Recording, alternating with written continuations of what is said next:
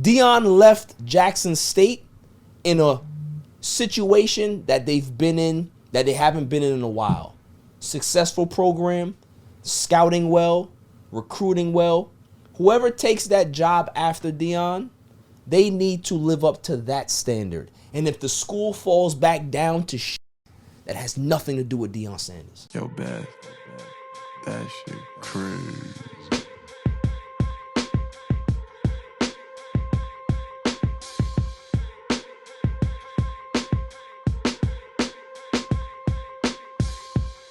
On a Saturday, it's All Even with your boy Barry Grant. You can catch me on Instagram and Twitter at All Even Podcast. You can listen to the show on Megaphone as well as Apple Podcasts, Google Podcasts, Spotify. I'm all over the place, man. And trust me, go to YouTube, hit that subscribe button, like, share, and comment because the page is growing. Got some people in the building. You know what I mean? What's up, y'all? What's up, y'all? Paul, Phil, Jimmy, the super intern is in the building. Super producer on the ones and twos, the silent assassin. And these two people here. I was waiting to see what my intro was. Yeah, Everybody else got a nickname. Right, yeah, you don't get no nickname, man. But listen, great to see you guys. Great to see you guys. You know, shouts to Rich. How you doing, man? Man, it was a pleasure to be here. You know, the last time you came here, like I said, you were banned. You were banned from the show. Yeah, I heard. Banned from the show. I heard some hurtful news. Yeah. Silent Assassin said she didn't want you back. So I had to make sure that I gave some weeks in between. You know, maybe she forgot. And then I bring you back. You know, changed my outfit. Facts, exactly. Grew the beard out a little bit. I tried to trick her a little bit. Yeah, for sure. Then obviously we got Alfred in the building. You know, shouts to Al. Greetings and salutations. Host of the, or co-host of the Rap Lab podcast. Host of Rocket Fuel Jet podcast. On the grid as well, right? Yes, sir. Yeah, I mean, listen. You went viral on TikTok for your horrible LeBron views, and people vilified you for that. I saw the comments. Yeah, they got you. I didn't want to. I didn't want to, like, you know, seem like I was trying to fight my comments and people that were viewing the video. So I kind of joined in as well. I saw. Yeah, I kind of joined in with the abuse. So, you know, but listen, glad to see you. Glad to see you. It's always a pleasure. Of course. You know? No? Ready to go viral again? Possibly, because we got a lot of stuff to talk about. Now, if I'm gonna do this, I'll need my news team at my side.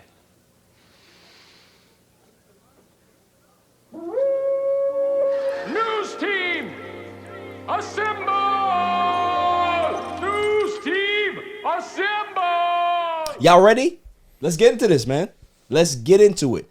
Now we got Thursday Night Football. Got to talk about that, right? Baker Mayfield, Rams, Raiders. Got to talk about primetime Deion Sanders taking the job at Colorado. And there's a lot of backlash there. A lot of backlash. Britney Griner coming home, right? That's on everybody's mouth right now. Pause. Hey, yo, what the fuck? You know, we have Dan Snyder. Some issues going on there. There was a report that was released about some business dealings that was going on with the Commanders. Not good for Dan Snyder, honestly. What else we got here? We got Nathaniel Hackett. Nathaniel Hackett, the head coach of the Denver Broncos, possibly on the hot seat. And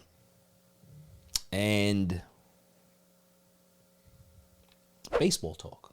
I know you're happy about that. MLB Free Agency was hot. It's the reason why I'm wearing my Mets shirt, because, you know, we did some good things. At the winter meetings. We're not here to talk about no Yankees, Phil. So to just get that out of the way. Okay? You don't care about the Yankees? You care about the Mets? My man. See what I'm talking about? You the only one here. You can talk about Aaron Judge's contract. You the only one here. I don't want to hit the dummy button too early. I don't want to hit it too early on you.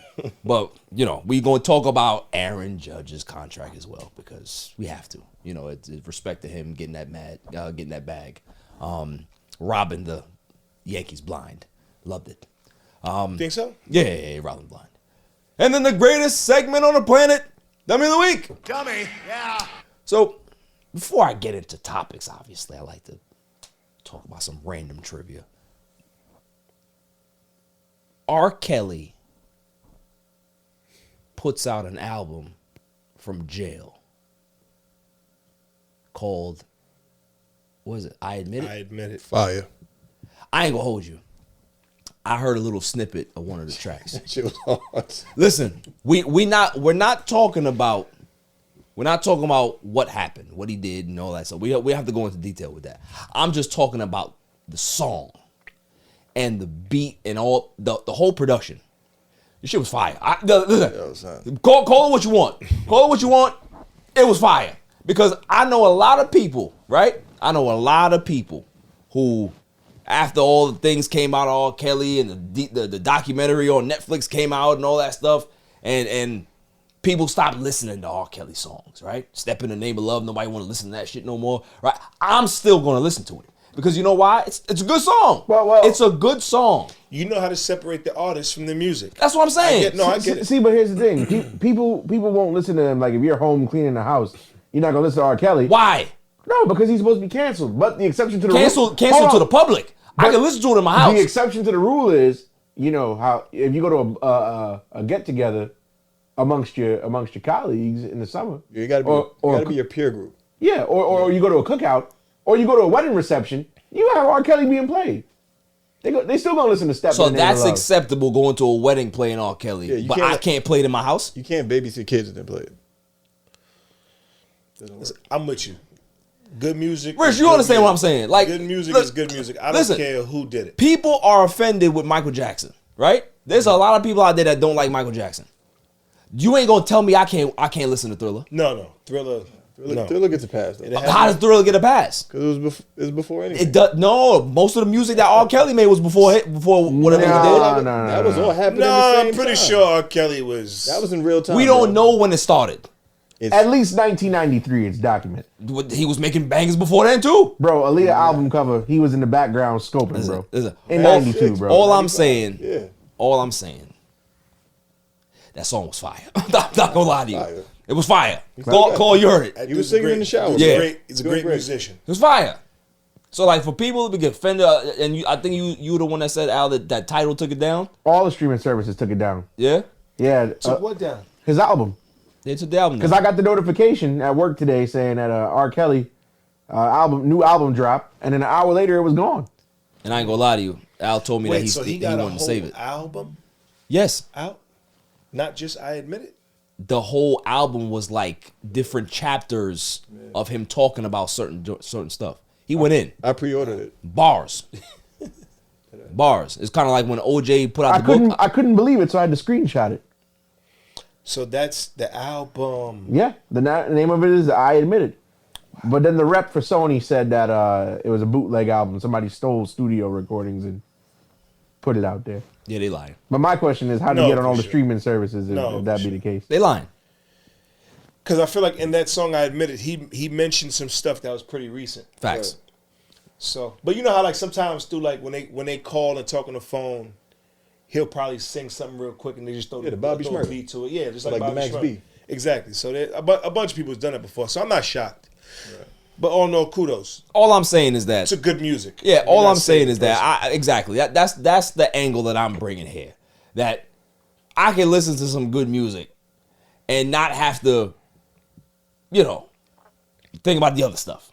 That's what I'm saying. If I can agree with Donald Trump, then I can agree with a person like R. Kelly. Being All right, a great you musician. going too far. Dummy, yeah. No, I'm just letting you know. You going too far. No, because you brought up Britney Griner. That's why I thought of You going too far. that. Going too far. Cut his mic off. You going too far. You stepping over. No, the line. but it's Cause that's what I'm saying. Like telling a person like you agree with something crazy that Donald Trump says, right? Yeah. A lot of people look at you like, yo, you're crazy. A person could look at you like you're crazy for agreeing with a song from R. Kelly. Like, You know what's crazy about this whole conversation that we having is that you got into your bag and felt very comfortable saying that Yeah, I agree with some of Donald Trump's. I did. I really did. Yeah, But it was on Britney Griner. It was a Britney Griner topic, too. I had to kind of reel you back in. All right, Because apologies. you over here bugging. Apologies. All right, listen. I agree with you, though. Moving on. We're going to talk about the biggest topic out there, obviously, right? Phil, if you want to chime in, you can. All right? Thank you. Appreciate it. Britney Griner's home. Britney Griner got released from jail. Was it yesterday? Yeah. And we are recording this on Friday night, so just know that. She got released from jail, and there was a swap. So the U.S. swapped Britney Griner for the Merchant of Death. And there's been a lot of backlash on both sides. You know, whether you're a Republican, whether you're a Democrat, whether you don't follow politics at all, people have certain views about it, and a lot of people aren't happy about it.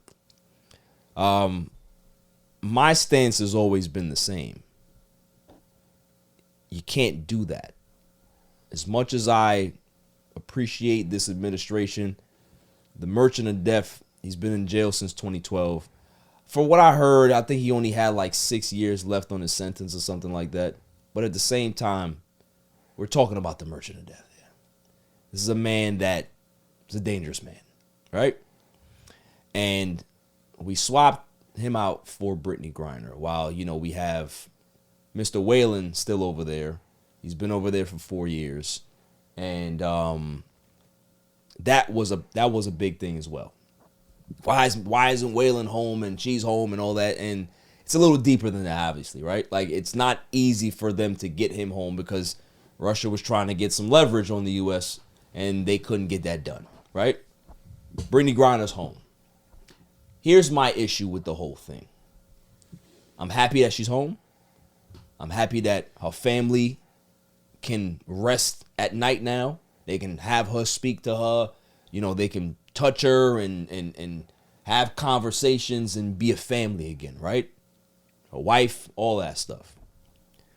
My issue is that we as a country are now going to put Britney Griner in a category where she looks like a hero. You think so? I've heard it already. She's a hero? What I'm saying, a hero in regards to she's out of jail. So they're going to have to put her on a pedestal. Bro, we saw the WNBA put decals with her initials on their uniform. Yeah. That is put there for people who pass.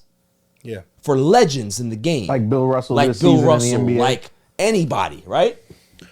Hold on. I don't like how we do things in our society where we give people a stage when they do dumb shit. We all know why she went there, why she got into jail. Whether it's political leverage or not, you did something that you weren't supposed to do. She knowingly broke a law. Right. Everybody thinks that, oh, it's not a big deal. It's not a big deal here.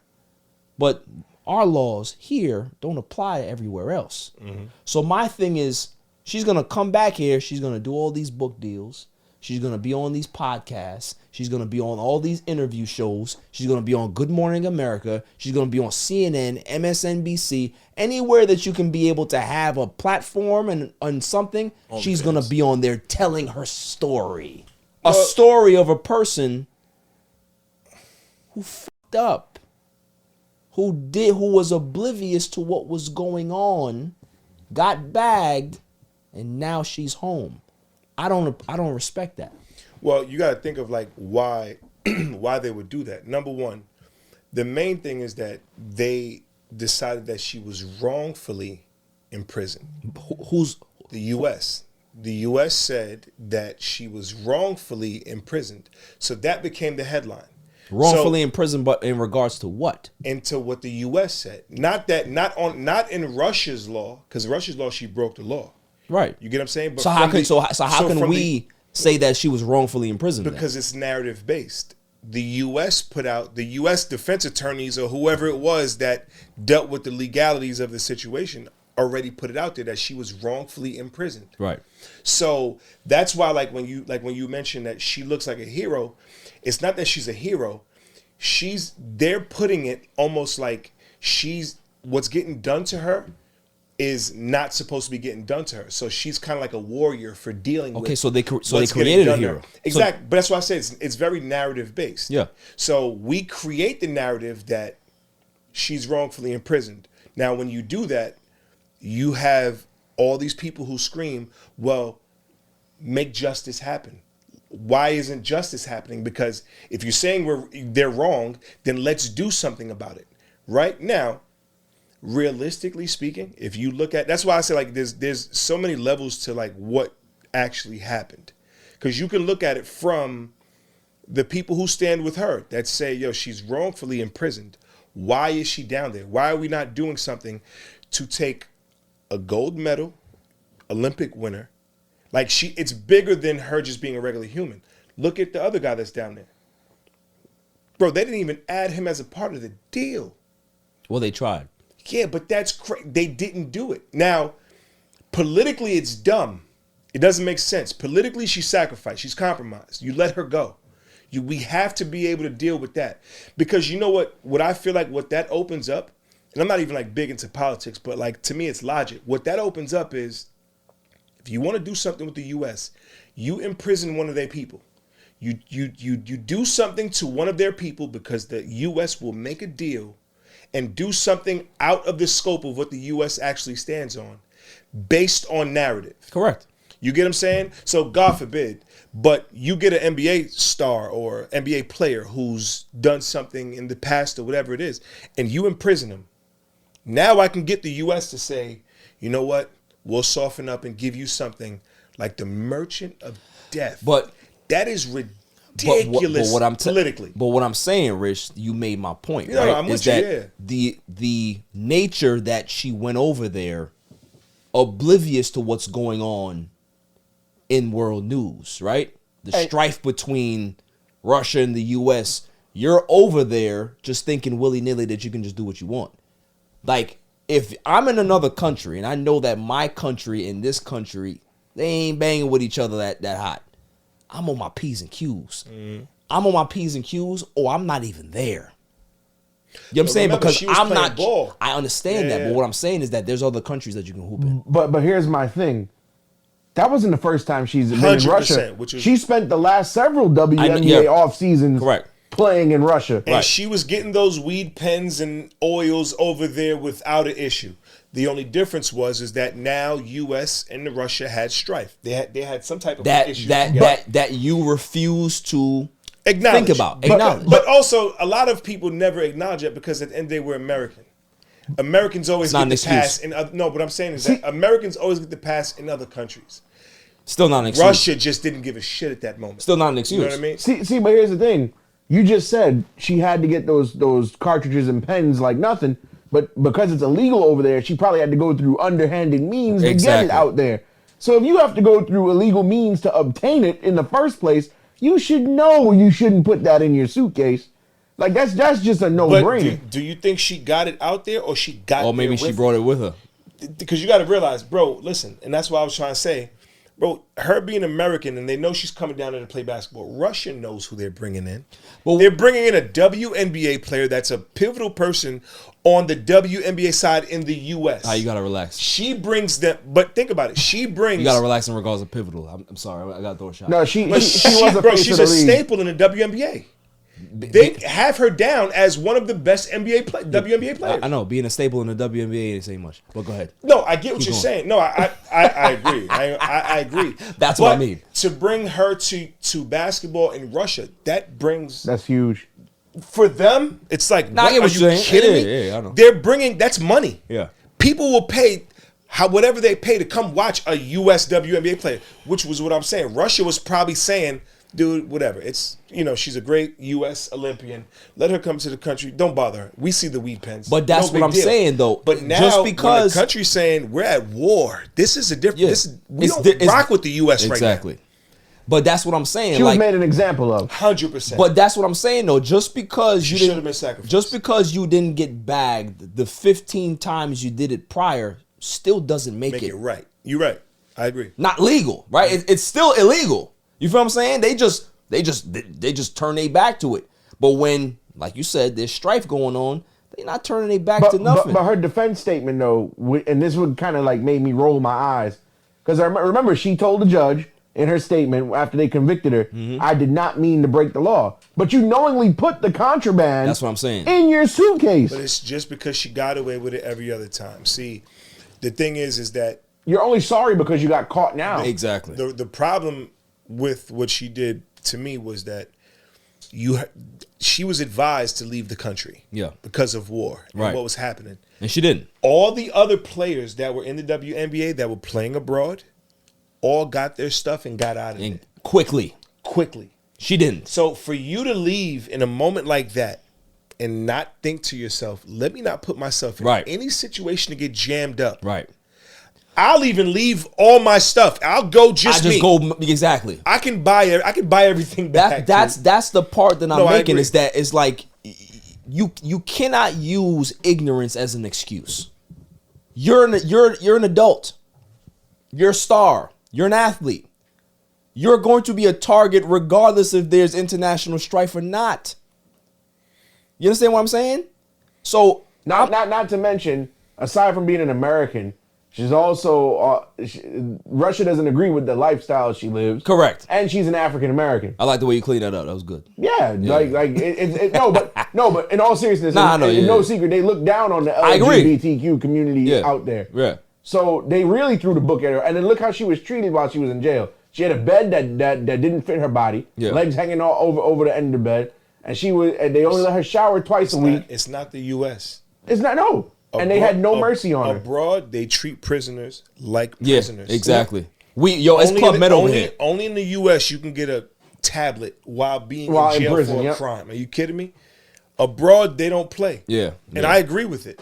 Yeah, no, I agree with it too. Because if prisoners were treated like that normally, you know how much less crime you would have? You think people want to, you get what I'm saying? But politically, it was a terrible decision. Terrible decision. Now, if you doing dealings for the people to make the people happy, because remember, definitely a PR every move. day, exactly, every day you had a lot of WNBA players saying, Biden, we're watching you, we're paying attention, all this kind of stuff. It's votes, And bro. when you look, and when you It's look, votes. and when you look at that, especially when it comes to Democrats, man, It's votes. That's how you work the Democrats. It's for sure. It's votes, bro. But that's for sure. When you govern with fear like that, we got to do this because they're not gonna vote for us, then I can't really rock with it. You know what I'm saying? Because like I said, Peter Whalen's doing 4 years, right? She could have did at least a year. She could have did at least 2. And I'm not giving up the Merchant of Death for Britney Griner. I'm sorry. I'm just not doing the it. thing is, I'm not doing it. she wasn't really wrongfully detained because again she broke the law. What did they over prosecute her? Yes, Right. because 10 years for a drug offense is crazy. But that's why they But said I mean, she that's was wrongfully crazy detained. in your standards, not Russian standards. well, Like that's where it comes down even to. her defense attorney in Russia agreed that the punishment was overzealous. Okay. But it was political. It wasn't. Well, yeah, it was to had send a nothing message. It had nothing to do with like being There's always humane. examples being made politically, bro. Exactly. It's been happening for centuries. But here's the thing, though. You don't think You know that what I mean? you don't think that Russia knew a deal was going to be on the table course once they they did. did that? That was all. Look, planned, bro, they dude. could have That's asked nothing- for anyone, but they say, "Yo, let's give up that Merchant of Death. We want Victor Bout. We want And then they got it for one, dude. right. Because remember, initially they were trying to get like 2 or 3 people Yeah. out the deal of it. They're trying to get a package And they deal. We got didn't even get a one- first round pick, bro. It's crazy. They should have hit up Danny Ainge. I told you, Danny Ainge would have closed the got deal. nothing. He'd have got Whalen. He'd have got Britney Griner home. He got mad people home. They shoulda put Brittany the- Griner would have cleared waivers. Facts. They should have put the Facts. trade request through Watson, so Watson could have showed you how much we were losing. In that No, deal, for bro. sure.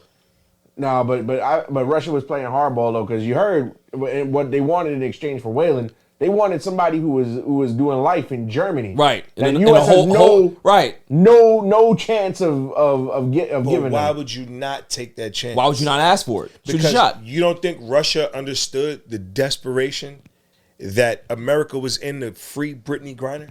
But not only this, now it sends a message to other countries. Oh, so that's all it takes to. That's what Rich was saying. Yeah, That's all it That's takes. what Rich was saying. So when It makes you politically look a little Little weak. Well, yeah, this gives El Chapo hope now. He's waiting for somebody to fuck up in Mexico so he could get a trade. That's for sure. Yo, now, if that were to happen, would you be shocked? No. No, I wouldn't be shocked. Because they already set the precedent. We're willing to, like they say, we don't do deals with terrorists. We don't or whatever. negotiate with terrorists. Are you kidding me? But here's the thing: if Britney, All it takes is the right person. if They'll do the deal with it. If Britney Griner was a regular civilian, I don't even think this trade would have happened. Come on, Man, son. she We would've all got know that, She bro. would have got 3-4 years and served her time. Because she would have been a regular citizen. They're not going to give a regular citizen 9 to 10 years for that. Think about it. Whale she got was 4 American. years, right? What did he do? No, he's been there he's for 4 been years. there for 4 years. How much time does he have? He has 12. Yeah. He served 4 out of 12. What did he do? Espionage. They think he went over to the country to be a spy. So you think espionage got 12 years, and you think a little cartridge of oil would get a person 9? No way. If it wasn't Britney Griner, she would not be getting 9 years. Well, dude. you could be right, man. But we gonna leave it there. I just hope she doesn't try to go back to Russia. Put it like just this, stay in though. America. In fantasy football, right? You draft an extra player that you know somebody's going to want in the event to pretty much trade him. It's the same play. I mean, We baited. They got baited. claw logic, it makes sense. I get it. Got an extra tight end. Yeah. Week No, 7, you 100%. need one. Makes sense. Because injuries happen. Yeah. You know, There we go. BJ. You know, BJ's desperate. He'll do anything for a win. Yeah. For sure. Don't come at me. Coming up after the break, we're gonna talk some Thursday night football, y'all. Yo, it's your man DJ G Money from that Flip the Script podcast. You see it? We in the studio right now. Flip, shut up. Yeah. Oh, listen. Shout out to the All Even podcast. My man Barry Grant Jr. What's up, man? What happened? What you want to say to the people? Shout out somebody else's podcast? Yeah, let me get the joint. What's up? All even. All Even podcast. Yo, it ain't even up here, boy. We put this go something. All even. Yo, you. Oh my God. What's up with you, man? Now you gonna have to shout out. You keeping this? Yeah, keep all that. You want to jump All in the even camera? podcast, right? Yeah, all Shout out even. to All Even podcast, right? All even. That's your man. My man. All right, shout out to All Even podcast. 100%. He cool. Is he cool? Let me see. Is he cool? G. What is it, G? Oh. I said about G. Oh. He cool, man. Welcome back, y'all. So, Thursday night football. We had an interesting game between the Raiders and the Rams. And the reason why it was interesting is not the fact that the game or the two teams were interesting. It's the fact that Baker Mayfield cleared waivers and became a Ram. And normally, it's very difficult for a quarterback to get signed to a new team and see the field immediately. You got to learn the nuances of the offense. You got to study the playbook. Takes weeks to kind of get there, right? At least a week, right? Oh, no, not Baker. They threw him right into the fire. Raiders are up big in the game. They're up 16-3. And literally they were up 16-3 in the fourth quarter with about 3.5 minutes to go. So anybody can think that the game would be over at that point.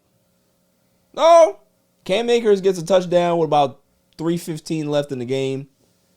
And the Raiders completely fall apart. They give Baker Mayfield the ball and drive the ball 98 yards down. Game-winning touchdown with 10 seconds.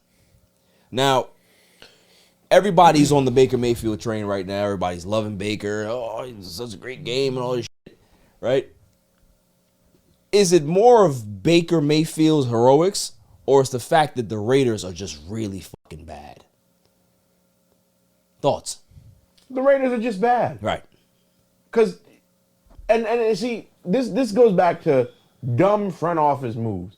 Because earlier in the season, they waived Jonathan Abram. It was a head scratcher. Guy that they picked in the first round a couple years ago, free safety, hard hitter, and it's just like, okay, you say he wasn't all committed, whatever.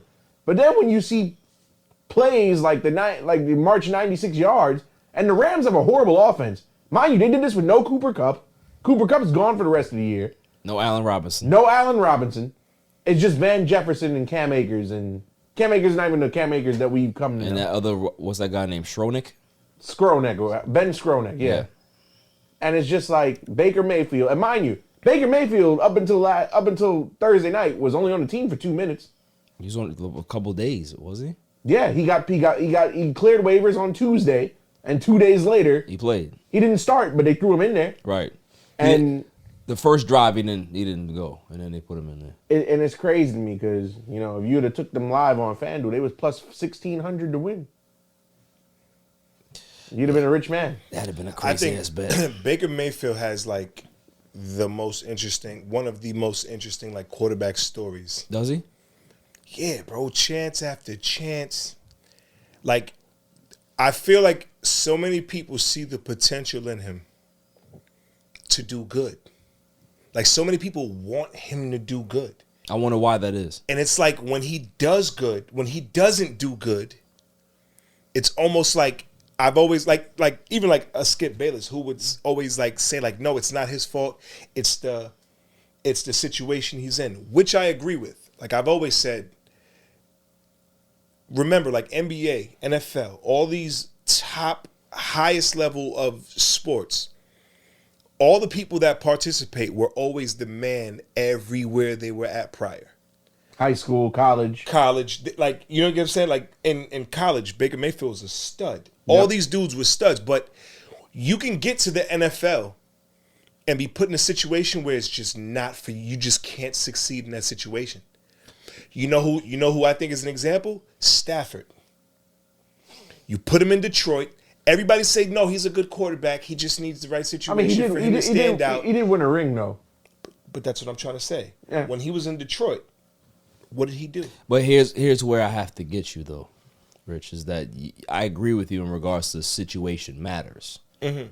But when Stafford was in Detroit, Stafford put up tremendous numbers when he was in Detroit. Yeah, but it's the fucking Lions, so they don't win. Okay. So now when you look at Baker Mayfield, when you look at a Charles Barkley, bro. you can say the same thing. Yeah, Charles Barkley was a great player in his situation, but he could never get a ring.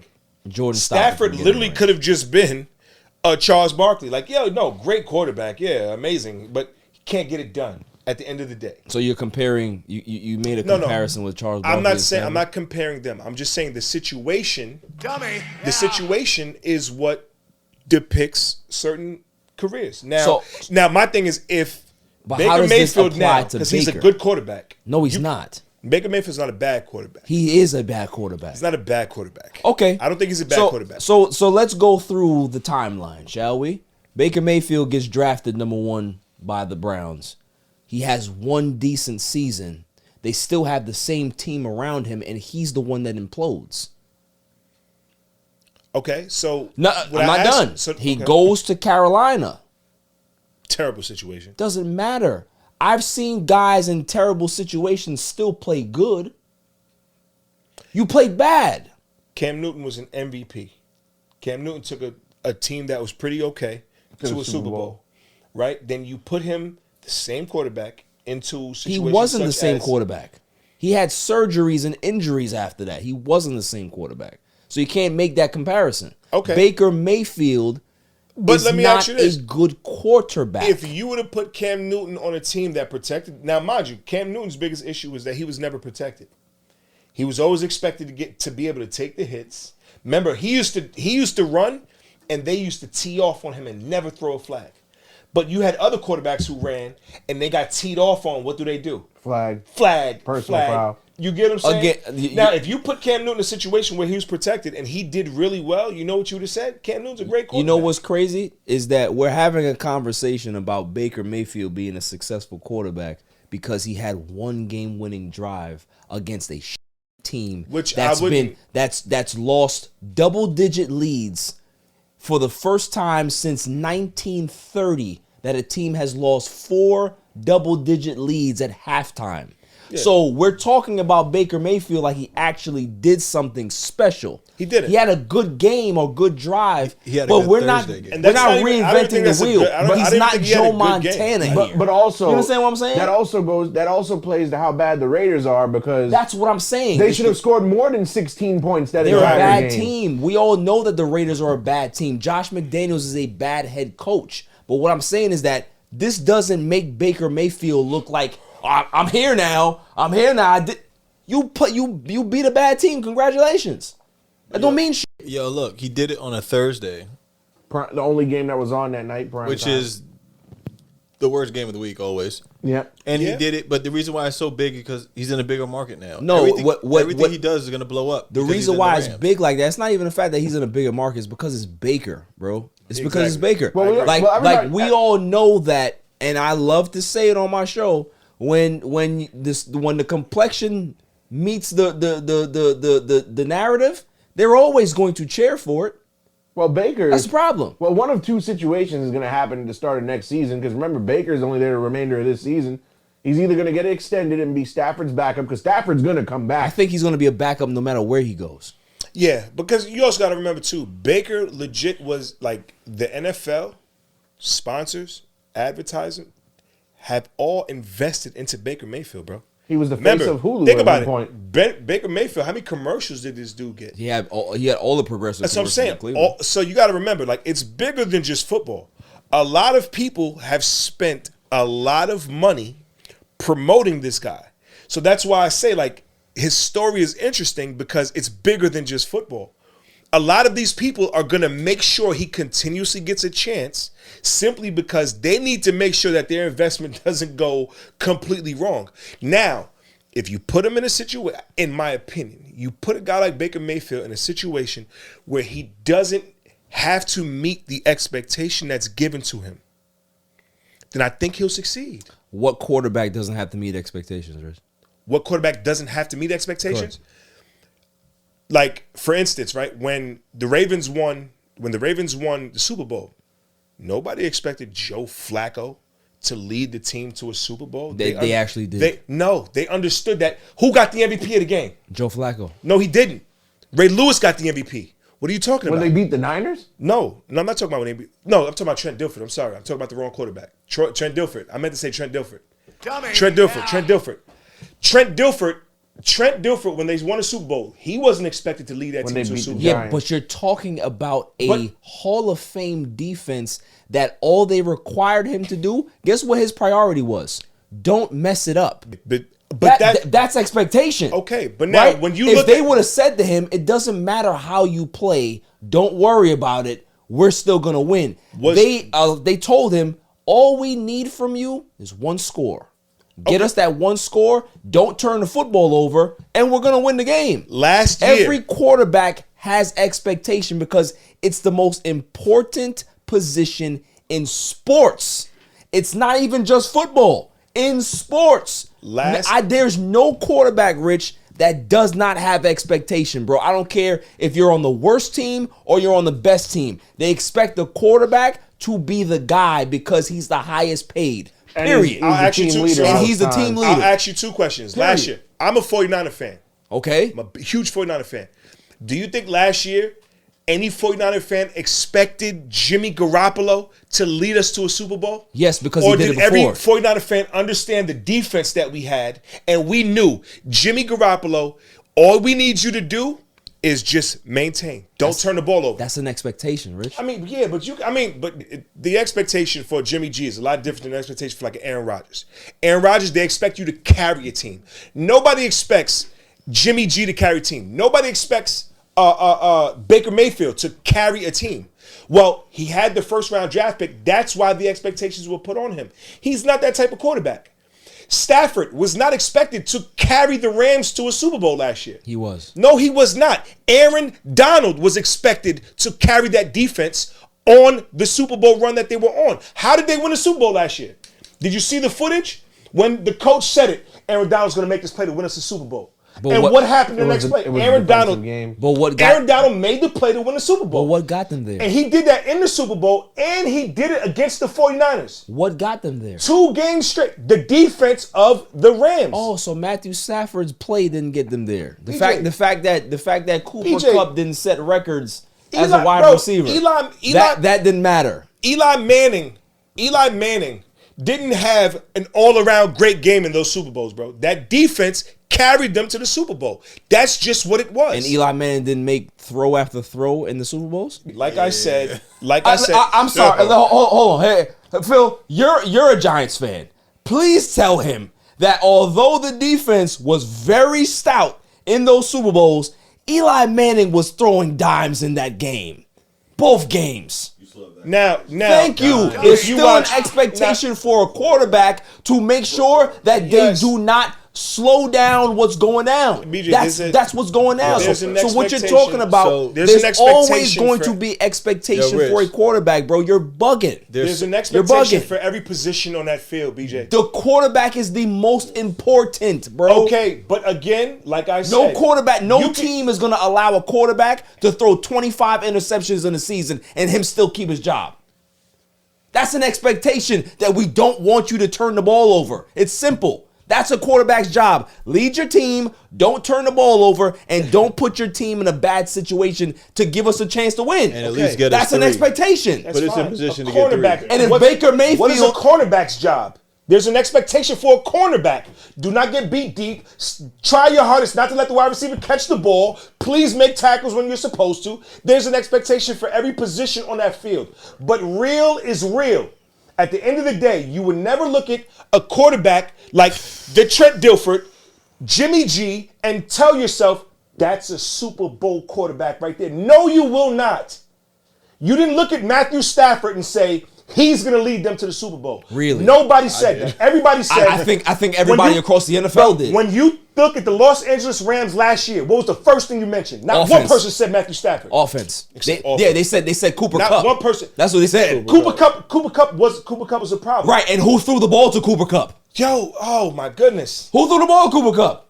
Who made the plays to actually have the game-winning drive to allow Aaron Donald to have the sack? It was actually Estevez. Matt Stafford that did that. Well, I'll say this. Am I bugging on what? BJ, yes, quarterbacks help put points on the board. Bro, yes, the reason why your argument is crazy is because you're all over the place. No, it's not. You cannot talk about Baker Mayfield and put Baker Mayfield in the same category as Matthew Stafford. They are two different quarterbacks. Matthew Stafford runs laps around Baker Mayfield. But I'm not comparing that. Everything-wise. When you look at the expectation is going to be different. When Matthew Stafford is in, they expect him to carry the team because he's a better quarterback. When Baker Mayfield is in the game, they're asking him, don't screw it up.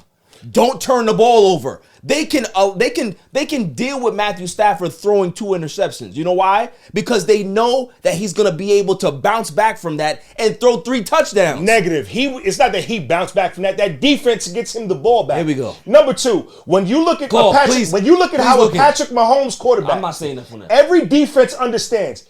Keep the ball out that man's hand because he's going to tear us up. What I'm saying is, when you look at Tom Brady, Tom Brady did not have a defense. We go from Baker Mayfield, and everybody knew Tom Brady would put up 40 points on the scoreboard if you let him without a great defense.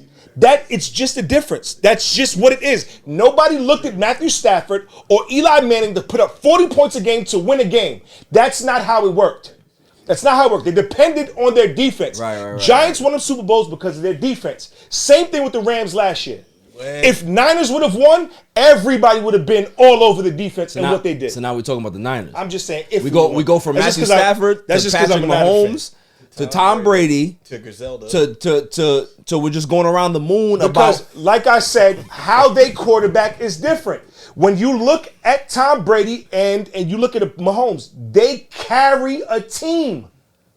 That's what they do. They're the ones who get it done. Carried that team on Thursday night football, bro. I'm not talking about that. Where are we going? This is the topic that I'm asking about. So I'm not talking about that. He literally took this down the street and then crossed it. No. Britney Griner was the best NBA player of all, WNBA player of all time. I got you. Here we go. Dummy. Yeah. Well, yeah.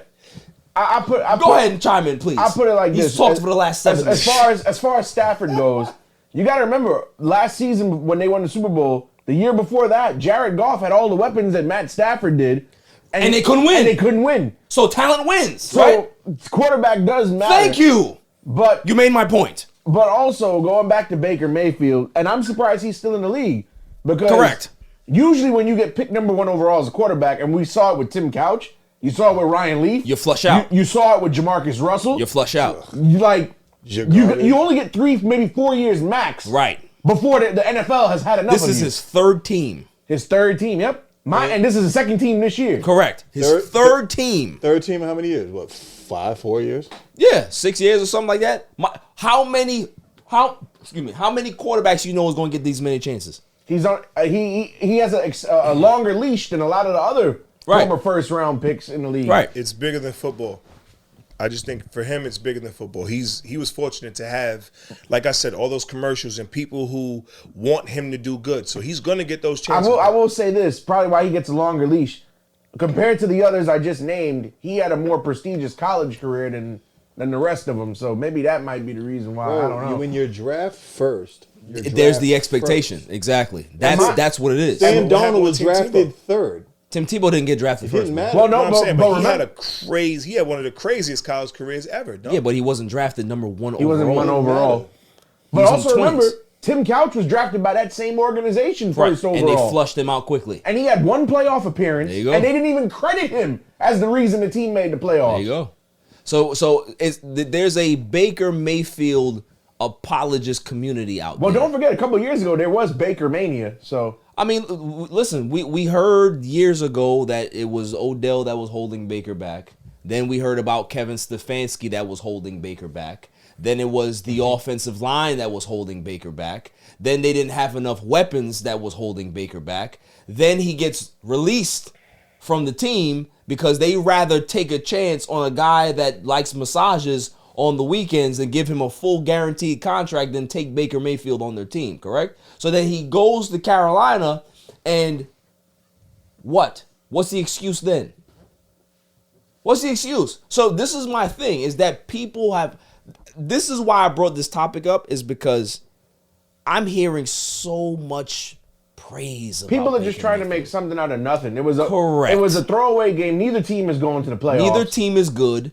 You know what I'm saying? It's like, okay, Baker Mayfield, he had a great drive. It's one feel-good moment. Right. Shouts to Baker Mayfield for that, but let's just keep it there. Let's just keep it there and not try to compound the situation and say, oh, he could be able to build on this. Build on what? We're in week 14. Is what? Three more weeks of the season left? Build on 4 what? more weeks? Moving on. I'm moving on. I don't want to talk about Baker anymore because I'm going to throw him out if he keeps talking about Baker Mayfield. Keep talking about Baker for mayor. Right, exactly. Because I'm going to tell you right now, you're a 49ers fan. Before I move on, you're a Niners fan. You would never take Baker Mayfield in your team. So, okay, so what are we talking about here? What I'm saying, I'm done. I'm done. I'm done. Listen. Bill, I can't do it. I can't do it. No, I don't want to hear it. I don't want to hear it. For Baker, sir, your Uber's outside. If the situation fits him, I don't want to hear it. It's a Dodge Caravan. But you can't put the expectations of him to lead. Your driver's name I is think if Kevin. the situation for him works out, because think about it. If he actually License does plate well, number 774. If he does well, you're gonna say, here. the Rams aren't a horrible team. Yes, they are. I don't think they're a horrible team. They have injuries. They have a bad defense. They have a bad offensive line. And to me, that's the only thing that really changed. Their defense is just not as good as it was last year. The offensive line is worse.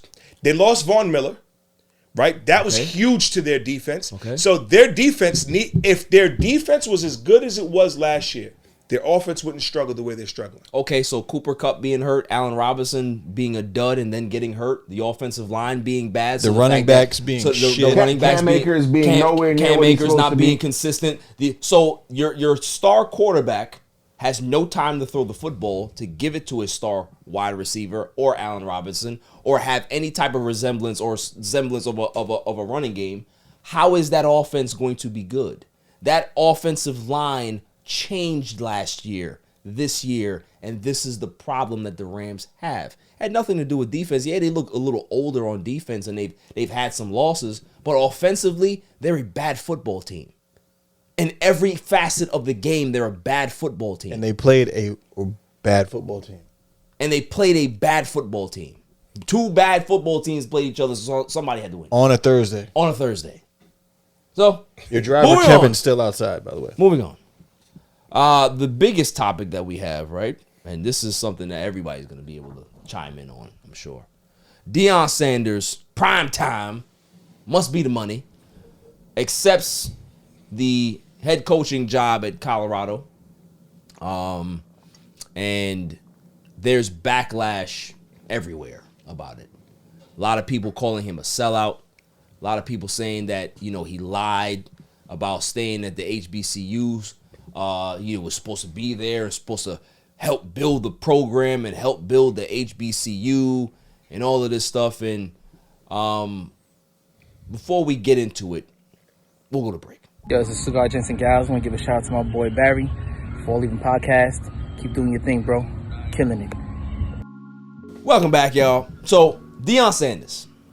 Deion Sanders gets criticized for not staying at Jackson State, HBCU school. And I would like to hear from the room. I'm not going to say my part yet. I want to hear from Claw. Claw, what do you think? Do you think that Deion should have stayed? Or do you think that he made the right decision in going to Colorado? I think he brought enough awareness to the program that someone can actually get in there and continue the good work that was done, and it's a time to advance himself. Yeah, I agree. All right, cool. Good talk. Phil, what you got? I'm torn. I feel like he did a great job in the program. I feel like he did exactly what he said he was going to do. I don't think he was there long enough. Based on some of the interviews that he did, he really made it seem as if he really wanted to be there for the HSBC programs. He really wanted to build it. He really wanted it to be as big as any other, like, Big Ten, whatever conference. Mm-hmm. And I don't think he achieved that goal. So it's a toss up there. But, you got to do what's best for you at the end of the day. So yeah. Either way. Fair. What do you think, Rich? I feel like nobody gets a job that they're not willing to progress and, like, move forward. Like, you know what I mean? Like, when you get a job and you're offered an opportunity to get a promotion, who doesn't want to do that? Mm-hmm. Like, you know what I mean? He went to Jackson State, and like you said, he raised awareness. He got all the attention on Jackson State. Jackson State is huge right now. They're funneling, like, a lot of money through Jackson State. Outside of Deion, when you talk about advertisement, which who knows if they stay, but I'm sure they're like tied in contractually. But at the end of the day, how are you mad at a person for taking a better opportunity? Why do we put this expectation or this job on this person to stay and do something that we feel he should do? Like, he went there and helped the situation. They're getting more money now. Their school's better. They fixed the football field. They worked with the program. They fixed the locker rooms. They did all that kind of stuff. So I feel like in my opinion, what I think he did was he opened up a lot of programs' eyes as to how to further your program. He showed people how to use social media. He showed coaches how to help yourself recruit. He showed a lot of other people the game. All right. You know what I mean? Like, you have people on much lower levels that are stealing his ideologies. He walked around with a camera on him all day. Social media literally got to see everything he was doing at Jackson State. You see other programs? Other programs are doing exactly what he did at Jackson State. So I think what he's there for, he's doing. And I still think that he's going to continue to do that while he's at Colorado. You know what I mean? So yeah. Think about it. When he was coaching at Jackson State, he was promoting other schools. When they were playing, look, come out to FAMU, come out to these schools and be at the game, pack the crowds out. They've never played in front of, what was it, like 30 or 40,000 people or something like that stadium, whatever it was. Mm-hmm. So I think he came through, he showed the blueprint, and I can guarantee you these other coaches noticed what he did, and they're going to run with it. So I can't be mad at him for taking a promotion. You kidding me? If somebody told you, yo, BJ, get the hell up out of here, and we're going to put you into this situation, you would leave this in a heartbeat. Because it would be much better for you and your career.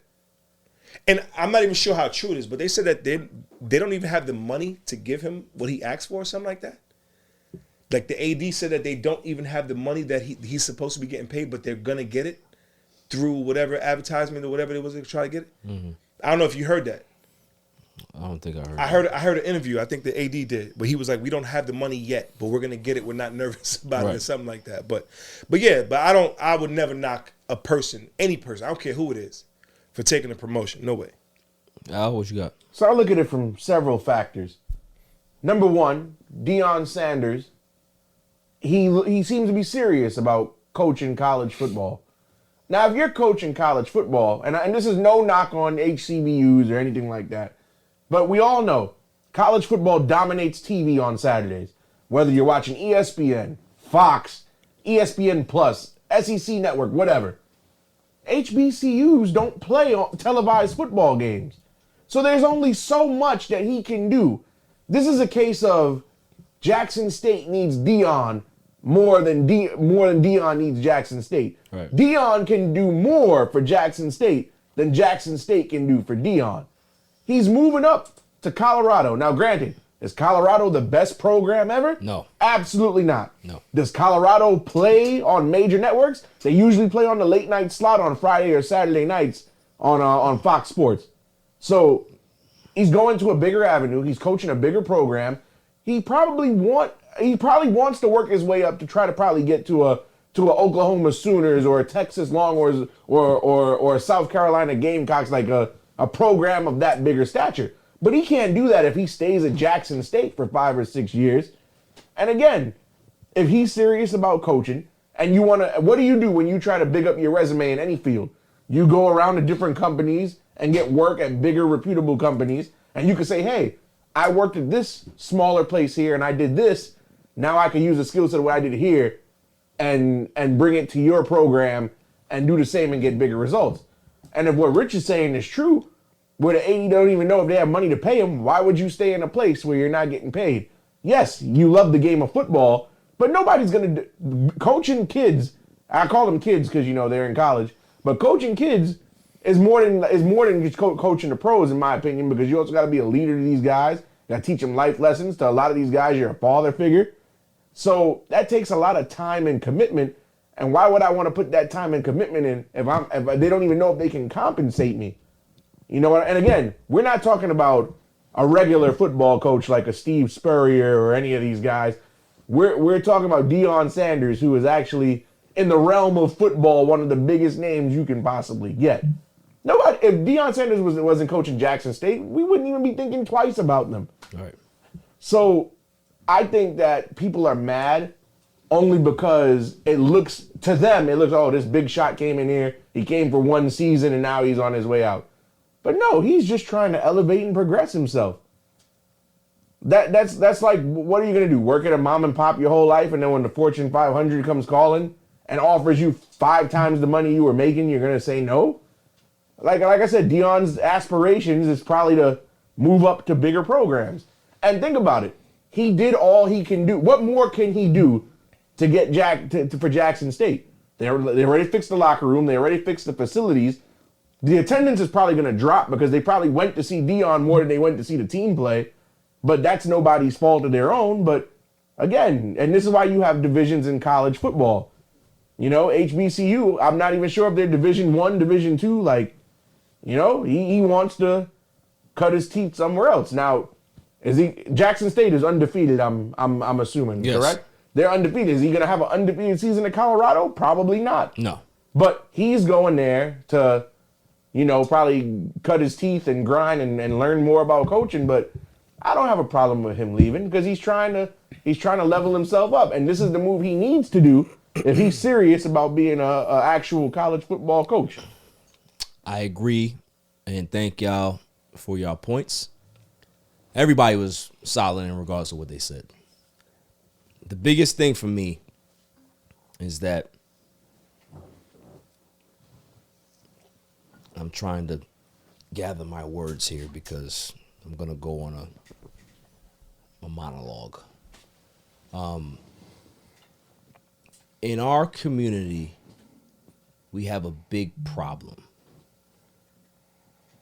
labeling people very quickly as sellouts, very quickly as Uncle Toms, very quickly as they're not for the culture or the whatever it was, right? Most HBCU coaches, when they get hired, there is no promotion for them. There is no lateral movement. There is no, I have a chance to get to a Power 5 school. You get hired there, you stay there. You stay there. And you're labeled an HBCU head coach. That's all they'll look at you.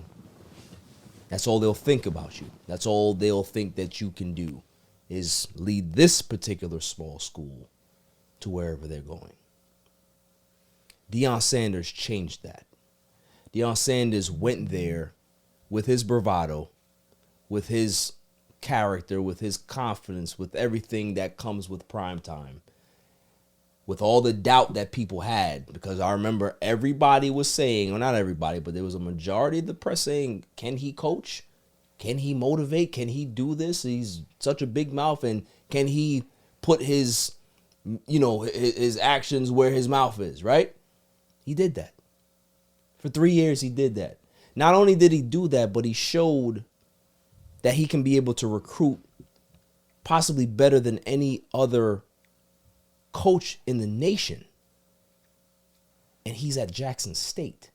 He had the #1 recruit in the country go to Jackson State. Not Clemson, not USC, not Auburn, not Oklahoma, not Alabama, little old Jackson State. So for me, when you have a guy like that comes to your particular conference, SWAC, and he elevates your conference, why the hate?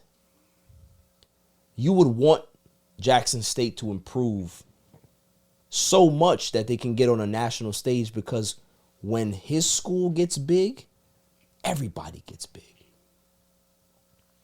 He puts the SWAC, he puts HBCUs on the map so people can be able to talk about it. There's a reason why Mo Williams, the ex-NBA player, ex-Cav, is the head coach at Jackson State right now. Because HBCUs matter now. People think that it's an actual option rather than, I'm going to go back to high school, or I'm going to go up be an assistant coach somewhere else. No, I'm going to go to an HBCU school and build up my resume. That's a thing now. It wasn't a thing before Deion got here. So for people to look at Deion Sanders as a sellout for wanting to now change the narrative at a Power 5 school, that he can be able to come from nowhere and change how they look at us in regards to being program builders. Nick Saban is looked at as a program builder, right? All these other coaches, program builders, none of them look like us. None of them look like me.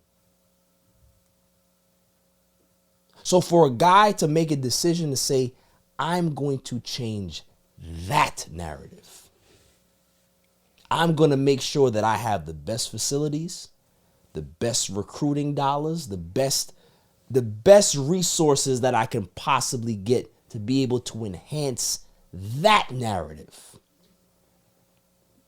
That's bigger than he can ever do at a HBCU, to me. So for anybody to call Deion Sanders an Uncle Tom, shame on you. And this is the problem in our communities, that when we try to level up, our own people will try to knock us down. Rather than say, go ahead and go dominate that Power 5 school. Go ahead and be the best team in the Pac-12. Go ahead and be the team that everybody's talking about instead of the USCs and the UCLAs and the Utahs. No, he's a sellout because he should have stayed at HBCU. I would like to know how many people that have children and that child goes to them and says, I'd like to go to Duke. I want to know how many of those parents and how many of those analysts and pundits that talk about Deion Sanders being a sellout, how many of them will say to their kid, you need to go to a HBCU over Duke? I'll wait. Not many. Shannon Sharp, Hall of Famer, went to an HBCU school and said that wasn't his first choice. He wanted to go to Georgia. He wanted to go to a big SEC school. You're going to look down on him because HBCU wasn't his first choice? He still went there. His numbers still hang in the rafters, right? His records still stand there. So what does it matter if it was his first choice or not? What does it matter if he left or not? That's my problem with us, is that we tend to always point the fingers at people that make decisions that we would never make. Take the risks that we would never take. We can sit on our couch. We can sit on our barbershop chairs and talk shit, but they never do it. They never send their kids to an HBCU school. Not if you're trying to go to the pros. Right. You see what I'm saying? You got a kid that's top 5 in the country. You ain't thinking about an HBCU school. You're thinking about North Carolina. You're thinking about Ohio State. You're thinking about Duke. Kentucky, you're thinking about Michigan, Kansas. Kentucky. So let's stop the bullshit. Deion left Jackson State in a situation that they've been in, that they haven't been in a while. Successful program, scouting well, recruiting well. Whoever takes that job after Deion, they need to live up to that standard. And if the school falls back down to shit, that has nothing to do with Deion Sanders. He left Jackson State better than he found it. Bingo. So if I leave somewhere better than I found it, there's no reason to criticize me. If I left this school in rubble, like how most of these D1 coaches leave it, in a scandal, scholarships getting taken away, there's rubble. He didn't leave that. So why do we have to look at Deion Sanders as somebody that, oh, he came here and he said this and he said this and he said that he wouldn't leave? He took the opportunity that was given to him and he maximized it. And now he cashed out and went to a bigger school. I don't see a big deal. I really don't. My issue is not with Deion. It's how people always try to knock you down and call you a sellout when 9 times out of 10 they do the same thing. It sells. It gets attention. But even if it's not on TV, bro, you still got people in regular life that think that way. I'll spin it to you like this. That's the problem. I'll spin it to you like this. If he wasn't Deion Sanders, this wouldn't even be an issue. It wouldn't matter. If he wasn't a former multi-time Super Bowl winning defensive back in the NFL, it wouldn't matter. If he was just a regular, ordinary old coach, if he could have been Joe Williams, it wouldn't be a problem. I don't think it's that, though. I think what Deion did when he accepted that Jackson State job, he sold the dream to the people. He sold the dream to athletes. He sold the dream to fans. He made us believe that he was going to go to Jackson State and turn HBCUs to real competitors when you talk about the big stage. And he did that. Exactly. So what actually happened was he got there, he went to work, and accomplished a lot of the things that he said he would accomplish. But Nobody's ever satisfied. That's exactly. You get what I'm saying? Well, on top. So at the end of the day, you can have anybody who comes into a job and they'll tell you what they'll do, but no matter, even if they do it or not, a lot of people are going to be happy, and a lot of people won't be happy. You'll never keep everybody satisfied. Never. So because he left, you have a lot of people who are feeling like, well, he's leaving, he's gone, so this is not done or that's not done. So you're going to get that regardless. Him selling that dream, the expectation of the average person who believed in the dream that he had a vision that was almost fairy tale. You get what I'm saying? Yep. So they'll take away from him actually saying, yo, all right, well, because he gave back half of his salary. Am I correct? I think he gave back $150,000 to the school to put towards the football program or whatever the case is. Now, if you talk about making $300,000 and a school offers you a couple $1 million, like you said, a regular person, they'll tell you you're an idiot for not taking that. But because it's Deion Sanders, they're going to say that. But I do believe that they fell in love with the dream. They fell in love with what he sold. And he left, what was it, 2 years? 2 seasons he had? 3 seasons. 3 seasons. So, at the end of the day, I get it from both sides. I definitely get it from both sides. Because in my opinion, I didn't think he was going to leave this soon either. I thought he would have at least stood to the point where he would have been competing with maybe not the Alabamas, maybe not the Georgias, those type of schools, but he would have put Jackson State on that level. Because if he did stay, way more was coming. But go ahead. Yeah, we'll talk a little bit more after the break. He has changed the game, whether you like it or not. He's changed it. He's impacted the game in some fashion or form. I'm gonna find a bar mitzvah for you to go to. And you gonna turn that motherfucker out. Yeah, all the gals watching. Crack him if you got him.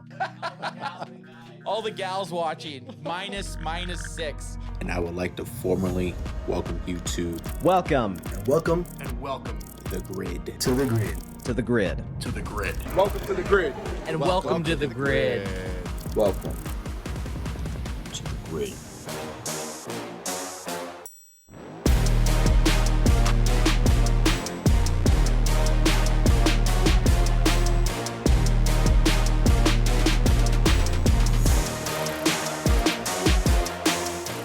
Welcome back, y'all. NFL picks. Pick of the week.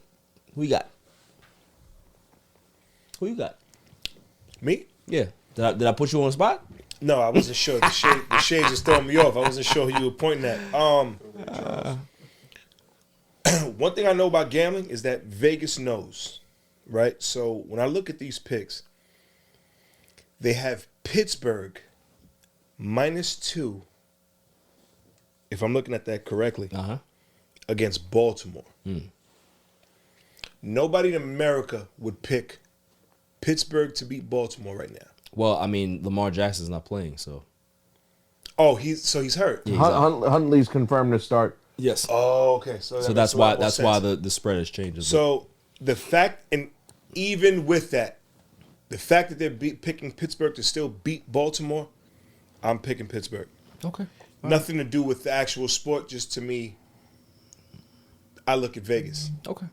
Now, I'm on my MyBookie app and surfing, seeing all the games, NBA, NFL, and, what do I want to do when I get on the MyBookie app?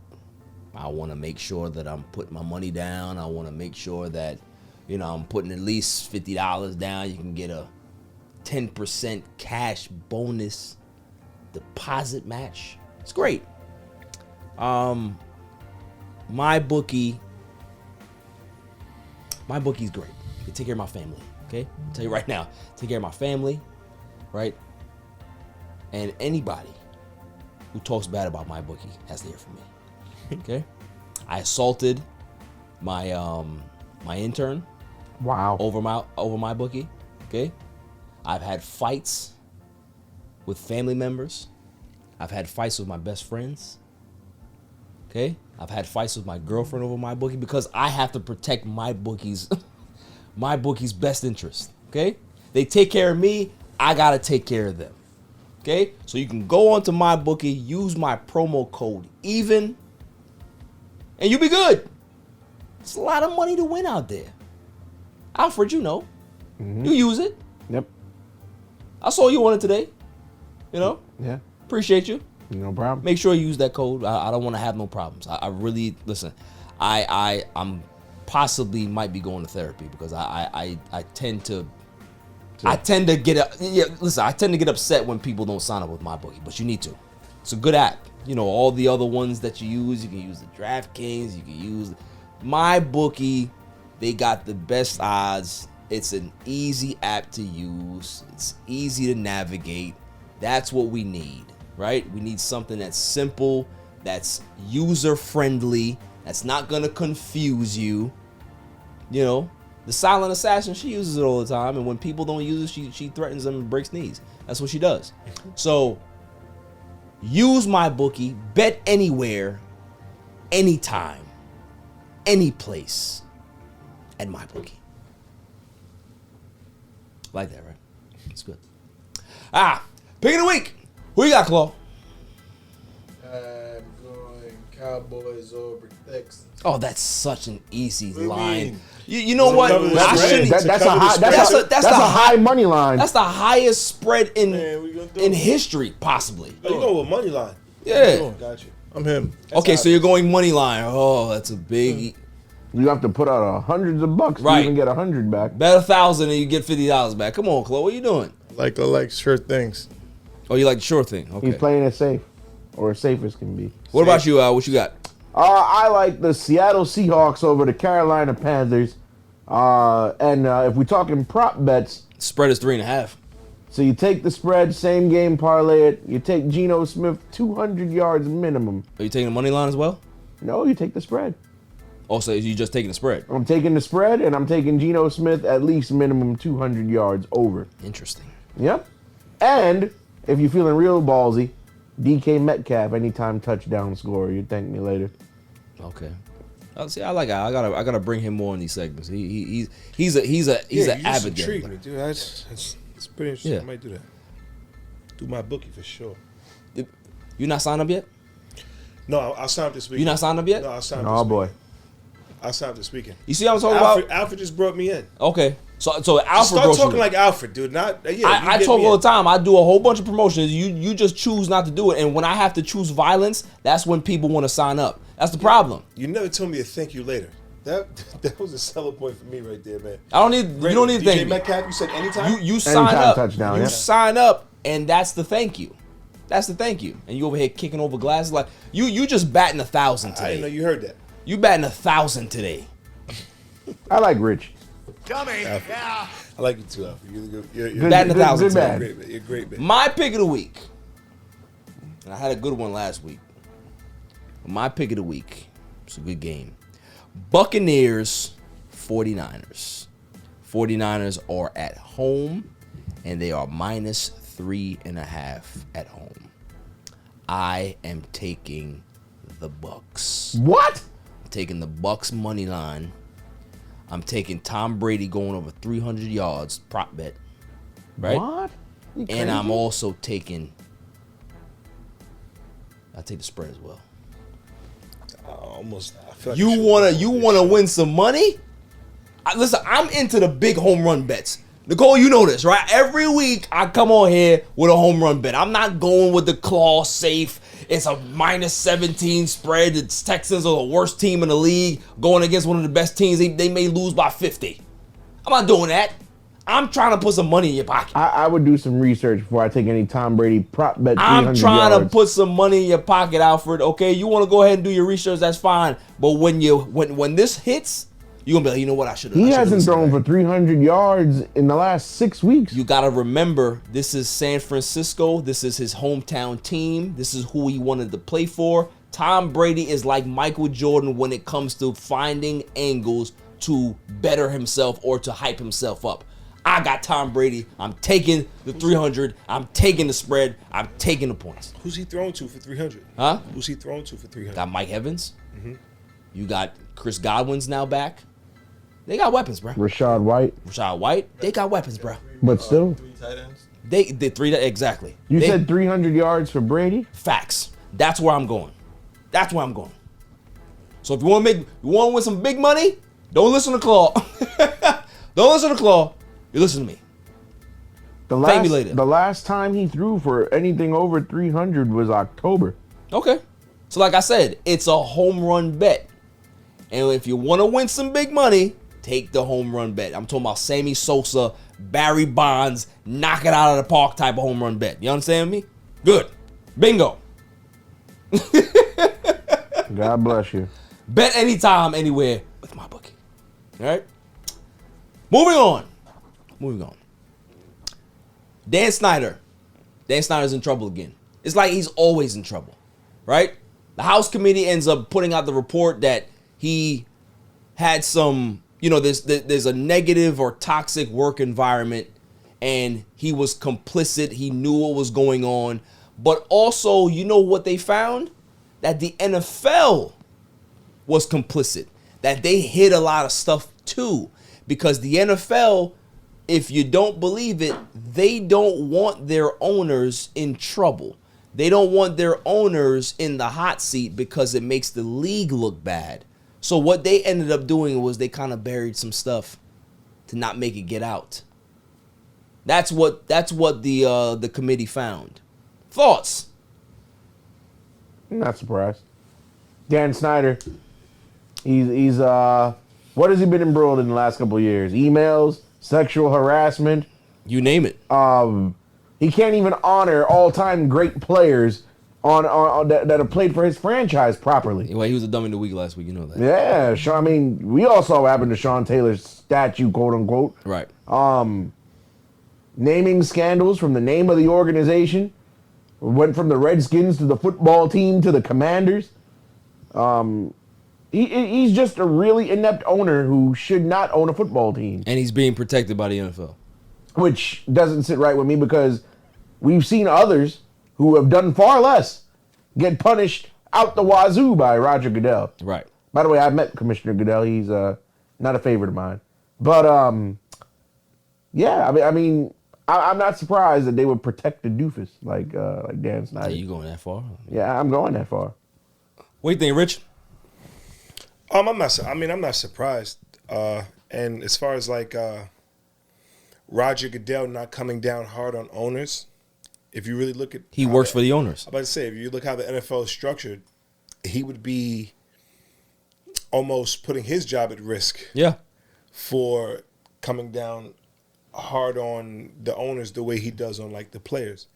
So I don't know. I think it's I don't know. I think it's a tough situation for a guy like Roger Goodell to be in. But him promoting that atmosphere, I mean, I'm not shocked. Yeah. And I think he's just an owner that's just not in tune with what's going on in society. And he was supposed to be away from the team. That was the agreement that they had, with the penalties and all the backlash that was happening with all the suits.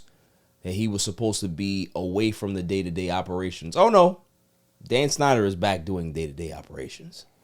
So this is a big thing. Whether it falls on deaf ears or not, the fact that the report is out there, it's there. So people can be able to see exactly what's out there and be transparent and know what's really happening, right? Instead of not knowing, if you want to read the report, it's out there. Claude, what are your thoughts? Anytime I hear Dan Snyder's name, you know what time it is. It's collusion. It's horrible. So, yeah, I don't know. Facts. I ain't surprised. Yep. Moving on. Nathaniel Hackett. Rumor is that he's going to lose his job at the end of the season. I think that we can put a lot of blame on Russell Wilson this year. His poor play, right?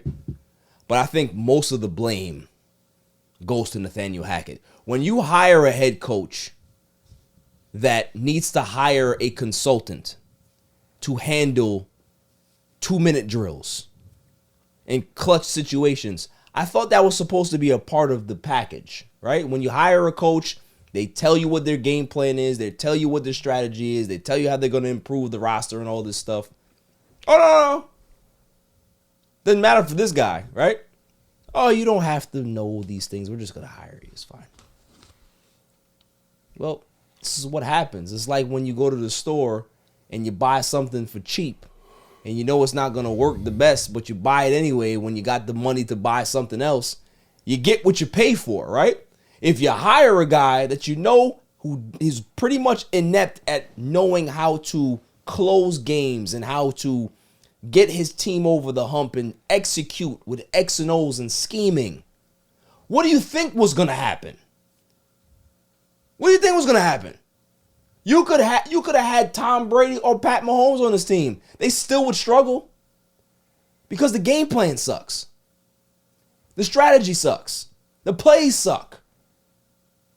So if they fire him, I think maybe we can possibly salvage Russell Wilson's career. It's possible, right? I can't say that a 30, he's in his early 30s to say that he's washed. I said it, but I can't believe it. I can't.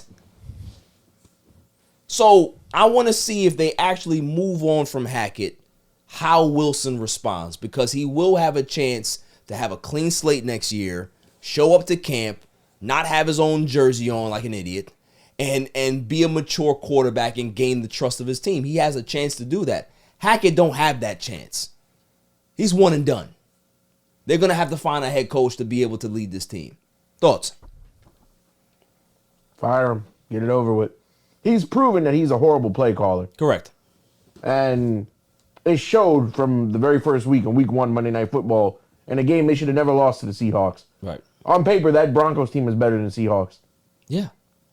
It was crazy to me that we live in a world in the NFL where we could say Geno Smith is better than Russell Wilson. Exactly. Never thought I would utter those words. Yeah. He got to go. He got to go. I don't think he's a coach for a team like that. Even though, I feel like the Broncos team doesn't necessarily make it easy for him either, but I think he could coach that team way better than they look bad. Put the mic up a little bit more. They look really bad. I don't. Yeah. I think there was a game they had this year. They only scored 3 points or something. Bro, there's a stat. They said that if the Broncos scored I don't know, what was it, 18 more points, they'd have been 10-1 or some crap like that. They haven't lost games by that many points. It's all about scheming and execution and being what's very a competent coach. You know what's very telling? They were supposed to be on Sunday Night Football this week. And they phased them out. They swapped the games out. Get out. Don't nobody want to see that. The Broncos were supposed to be Sunday night. Yeah, because don't nobody want to see that. I already saw one game that was trash. Nobody wants to watch another one, bro. Who wants to watch the Broncos right now? No one. No one. And it was definitely sold on Russell Wilson. 100%. Yeah, let's ride, right? Stupidest shit I ever heard. Well, he calls it Bronco. Well, no, let's ride. That was Bronco Nation. Broncos Nation. Let's ride. Well, they took that from Sierra. So corny. I don't care where it comes from. It's corny. That's funny. He's corny and so is she. Okay, both of them. Both of them. I stopped following them on Instagram. Both of them. His TikToks are unbearable, bro. He's on TikTok? Who ain't? I'm not. Who ain't? I'm not. Who ain't? What we got next? Okay. Now it's time to get into the nitty gritty. MLB Free Agency, y'all.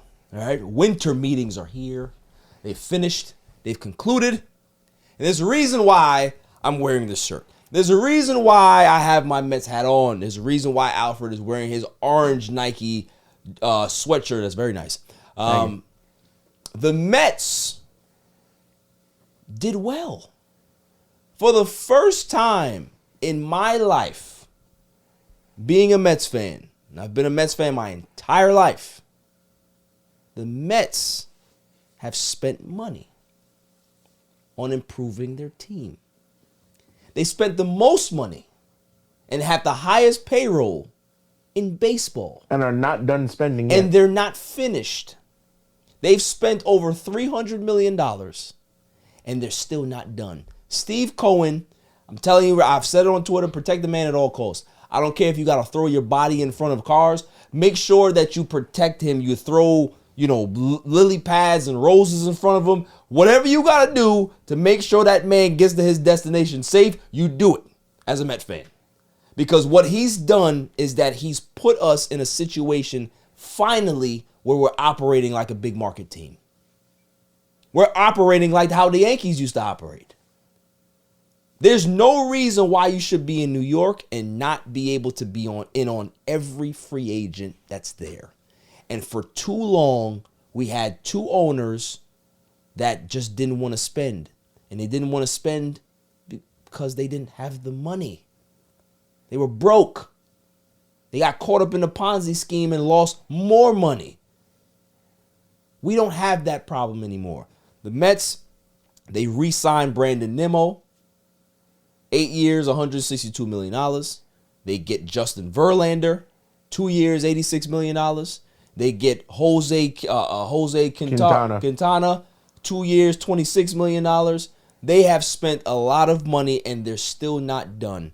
And as a Met fan, I can only say thank you, Steve Cohen. We got out. Kind of sad that the best pitcher I ever saw with my own two eyes. Don't segue yet. Let's not talk about him. There's a segment for that. Don't segue yet. Also, I don't particularly like the Quintana move. Okay. Only because, from my knowledge of baseball, he was the Cardinals' fifth all year last year. He's going to be our fifth. Yeah, but he's not a guy I'm going to brag and tout about signing. Well, it's not about that. You got to remember, Al, you need pitchers to eat up innings. That's true, too. And Quintana, his entire career, has made start after start after start. If you go back and look at his career, he's averaged 30 starts a year. That's true. So when you have a guy like that you know that you can give the ball to every fifth day, every sixth day, every seventh day, and he's going to be able to be out there and pitch, it matters. It matters. So for a fifth starter that you know you're not going to have a problem with just penciling in, and that's true. And you're not spending a ton of money on him. I do love the Verlander move. Great move. A lot of people say, oh, well, he's 40. Yeah, he's 40. He just won a Cy Young. He's Nolan Ryan, bro. He just won a Cy Young. He's Nolan Ryan. And a World Series ring. And it's not like he roached the ring. He was an integral part of that team. Facts. I agree. So I like the Verlander move. Yeah. I believe Nimmo was worth every dollar they paid for him. Every dime. Because you've been to Mets games with me plenty of times. Yes. How many times has Nimmo been in the energy? All the time. He's the guy who starts us off hot. I've never seen a dude that takes a walk and runs to full first speed base to first base. He runs 0 to 60 to first base every time. Every time. I absolutely love that move. I would like to see them get Chris Bassett if they can't get Rodon. Don't want Chris Bassett. You don't want Chris Bassett. I heard Chris Bassett might be going to the Phillies. I think the Phillies are having a hell of a free agent period. Trey Turner. Yeah. They just took Taiwan Walker from us. Yep.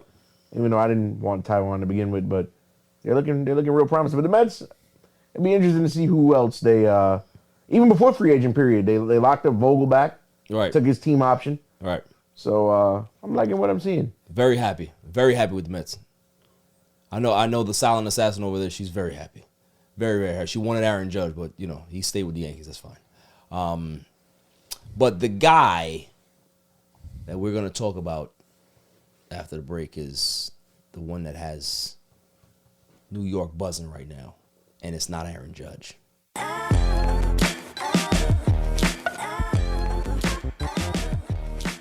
Welcome back. We were talking about baseball free agency, the Mets doing well, Mets signing Scherzer, Mets signing a whole bunch of people. They're still in on a whole bunch of other free agents. But the biggest story with the Mets right now is the fact that we lost a Hall of Fame pitcher. We lost Jacob Degrom. Jacob Degrom decided to sign with the Texas Rangers, and fans are split in regards to how they feel about it. Some fans are like, oh, well, he didn't want to be here. So fine, some fans are very emotional about it, like, oh, why did he leave? He's supposed to be here forever, and blah, blah, blah, blah, and all this shit, right? For me, I see it both ways. There's the analytical part of me, and then there's a fan part of me, right? The analytical part of me, I understand why Jacob Degrom left. Team offered him more money, more years, security, right? His wife wanted to be in Texas. She didn't want to be in New York. And it's in a state with no state tax. So he's getting all of that money, right? Makes sense. Here's the part of it as a fan that doesn't make sense to me. What are the sorts of emotions that come with closing one chapter of your life while also obviously beginning another? Yeah, like I said, we're extremely excited to be here. And, from me, Stacy, we thank Ray for ultimately getting me here. It's part of it. Like I said, they'll always hold a special place. And they, I probably wouldn't be here today without them. So, it's part of it, but, this is where we decided we wanted to be. Where did they figure into your last month or so as you started talking with other teams? We were in contact with the Mets, and like I said, the Rangers did a great job of constant communication and making me feel like they really wanted me here. So, and the vision was the same, build something great and win year in and year out. So that's my problem there. Mr. Degrom talk about he was in constant contact with the Mets. Oh, no. According to Buster Only, Mr. Degrom shut down a lot this season. Mr. Degrom said that whether he pitches a game or not for the Mets, he's going to opt out. Mr. Degrom was very, very different than the Degrom that we remember back in 2015, 2016, 2017, and 2018. He wasn't the same guy. You saw the joy and the leadership qualities that he showed back then leave and dissipate, correct? So this is a guy that I've heard did not want to be here, and it shows. But that's not what bothers me. It's not what bothers me. Because, if you have a wife and she wants to leave you, we all know that you're going to have to pick up and go, right? Oh, no, you got to pick up and go.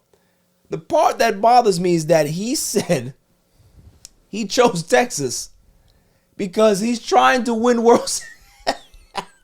He's trying to win World Series championships. Correct me if I'm wrong, Alfred. You are the baseball enthusiast and you know exactly what's going on. What have the Rangers averaged in losses over the past 5 years?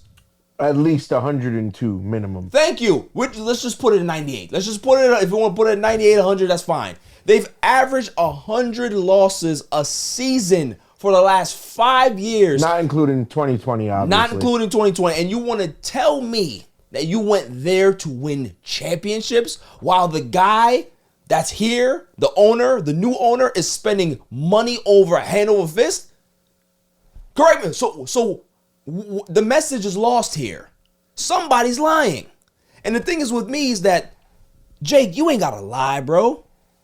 Just keep it real. You don't have to come out and say, listen, I came here because I didn't want to be in New York. Didn't have to say that. You could have gave us the Derek Jeter answer. And I'll tell you what the Derek Jeter answer is. You ready? Here it is. Yes, I appreciate the Mets fans. I appreciate Steve Cohen. Appreciate the entire New York organization. They've done a great job over there building a competitive team. I'm very grateful to the fans and what they've done for me. The Texas Rangers gave me a very, very generous offer. I spoke about it with my family. We made a decision and we decided to come to Texas. We met with Chris Young. We met with the owner and we hit it off. We had great conversations and everything lined up in regards to what I wanted. That's it. That's all you had to do, Jake. So whoever your PR team is, you need to fire them because that doesn't make sense. And that's why most Met fans right now feel terrible and they feel mad and they're upset because you go ahead and sit on that chair in that press conference in Texas and start spewing BS talking about you want to win when all we've done or all Steve Cohen has done since he's been the owner is put this team in a position to win.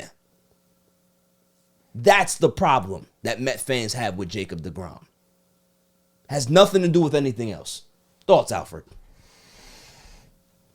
When he said that he went to Texas to win a World Series, it was very comical. You look at the makeup of that roster. So you want to win a World Series with Adolis Garcia and Marcus Semien and Corey Seager and all these guys who lost 100 games last year. And a bunch of kids that's in the farm system. And a bunch of kids that are in the farm system and they don't even have the greatest prospect pipeline either in Texas. It's growing, but yeah, I agree with that. So, I mean, I get it. He has a history of injuries recently. Right. The Mets were only willing to offer 3 years. Right. He got 6. And he got 6, and this is probably going to be his final contract in baseball. He probably anticipates, because, those shoulder and elbow injuries are not... Because no lie, the last 2 seasons, his body's breaking down. His body's starting to betray him, as they would say. Absolutely. So he probably knows that another injury is going to come at some point. I don't think Jacob Degrom is going to last 5 years because he's built like the goddamn Tin Man. But... And actually, if you go and watch the old movie, Tin Man, he does look like the Tin Man. It's called The Wizard of Oz. Wizard of Oz, yeah, it's still in my mind. But he does look like the Tin Man. But the fact that he would go to Arlington of all places, yeah, and say is a guy who wants to stay here. Max Scherzer, who just bought a house in Long Island over the last week. Brandon Nimmo, another guy wants to stay. But DeGrom, and it's heartbreaking because if it was about winning championships, he would have stayed here. And took the 3 years. Or he would have went to the Yankees, he would have went to the Phillies. Red Sox. Anywhere where there's a chance to contend. Yeah. To my knowledge, the Rangers haven't contended in the last 10 years. They haven't been anywhere. They haven't contended since Josh Hamilton was on their team. So here's another question for you. Yep. Does he get his jersey retired with the Mets? Take the feelings out of it. Let's just talk about numbers. Should he get his jersey retired? Yes. Okay. But we all know that the Mets organization has a history of holding grudges against former players. Maybe Steve Cohen is different, though. Yeah, but even so, bro. Gooden and Strawberry should have had their numbers retired. Yeah, but we're talking about the Wilpons. This is Steve Cohen. It might be different. Granted, Cohen did come and retire Willie Mays. Correct. So, I mean, you never know, but I think DeGrom gets his number retired after we win a championship in the post-DeGrom era, if that ever happens. How many years does it take for the Met fans to get over it? Now, here's the thing. Met fans hold grudges for a long time. That is true. I went to Old Timers Day this year, and they booed Mike Hampton out of the building. You boo Mike Hampton every time you see him. It's just like John Starks. You boo him. Well, no, but John Starks didn't leave the Knicks on. It doesn't matter. John Starks had one of the worst performances in Game 7 in history. You boo him. Yeah, but you know why they boo Mike Hampton. I know why they boo Mike Hampton. For those who don't know, Mike Hampton was a pitcher. The Mets had him on a 1-year deal, wanted to re-sign him, and when he went to Colorado, of all places, and they asked him in the press conference, why'd you choose Colorado? He said the school district. Yeah, he lied. He lied. He just like Jacob DeGrom. So Claude, what do you think? Fuck it, man. Do you think that DeGrom gets his jersey retired with the Mets? I don't think he should. Okay, there you go. Fair. I think where he is now is where he chose to be, and we're on to the next. No, but you can't deny what he accomplished as a Met. Not gonna deny that. That's not what I asked. Rookie of the year and back-to-back Cy Youngs, that deserves to get your jersey retired. We'll see. I do believe that there are others who should get their jersey retired before he does. That's my whole point. Is that if he does, he has to wait. He has to wait. He has to wait behind the and Strawberry. wait at least 10 years. But if we win, though, if we win big. If we win a World Series, then all is forgiven. Yeah, win. Yeah, it's hand in hand. Nicole, what do you think? Yeah, she says no. She says no. She is done with Jacob DeGrom, and I agree with her. I agree with her. He's DeGone. Yeah, exactly. DeGone. DeGrom is DeGone. Now, moving on to Mr. Aaron Judge, and I want to get your take because you're wearing that stupid hat on. Aaron Judge gets 9 years, right? 9 years, $360 million. Thoughts? I think with the season that he just had, I think he proved that he's worth it. Yeah, warranted. Now, turn to the analysts here. Do you believe that the Yankees feel good about themselves, or do they have some type of remorse giving him that money because they set the AAV record in regards to a position player? I feel it's a little bit of both. They're happy because they got their guy. Right. Because as a Yankee, or if you are in the Yankees organization as a front office guy, yeah, and you didn't re-sign Aaron Judge, you realize you would have lost the fan base. Right. Fan base would have turned on you. Notice the Steinbrenners always get their guy, whether it was Jeter re-signing, Posada re-signing, or George, or yeah, they always got their guy. So here's the thing though, the amount of money that you had to spend to keep this guy, Cashman's probably his pockets, well, not his pockets, but the organization realizes they just hurt their own pockets.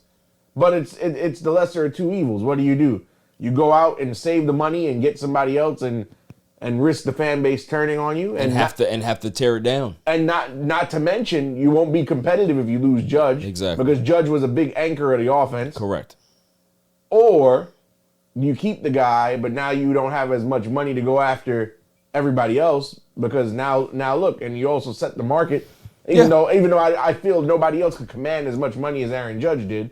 But kudos to Aaron Judge for holding out. Absolutely. Taking a chance on himself and proving that the offer that they offered him last year was nowhere near what he should have been. Well, the two offers that they gave him. Yeah. Remember, they gave him one before the season started, and then when the winter meeting started, they gave him 8 years, $300 million. And he said no. Like, Bogart signed for $280 and $11. You think that Judge was gonna go for $300 million? Nope. That doesn't make sense. So this is the whole thing. It's like the Yankees have spent their entire organization since the rise of George, right? Spending, making sure you're putting a winner on the field. George is gone now.